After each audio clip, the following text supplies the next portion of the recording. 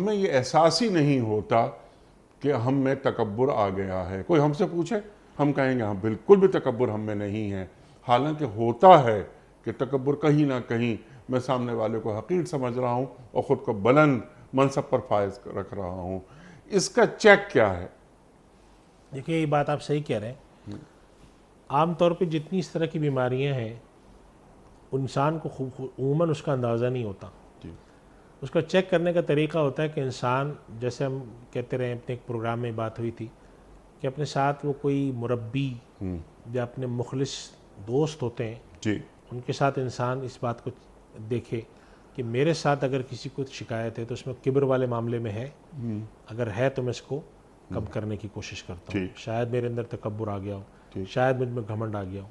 एक तो ये तरीका है अमूमी हालात में, जिसे हम कहते हैं कि अपना सेल्फ असेसमेंट करें, अपने रवैये पे किसी से मशवरा करें, और साथ साथ ये कि अल्लाह से दुआ करता रहे कि परवरदिगार मुझे इस बला से, इस खराबी से, इस ऐब से महफूज फरमा। उसका फ़ायदा ये होता है कि अगर उसमें ख़राबी हो तो आहिस्ता आहिस्ता आहिस्ता आहिस्ता वो कम होती है। और सबसे ज़्यादा जो बेहतर तरीका होता है वो यही है कि अपने जो साथ लोग हैं उनसे मालूम किया जाए, किसी तरह बुला करके, भाई मुझ में अगर कोई कमज़ोरी नज़र आती है, अच्छा, ये ख़राबी है, तो मुझे ज़रा बताओ, तंबी करो, ताकि मैं अपनी इस्लाह की कोशिश करूँ।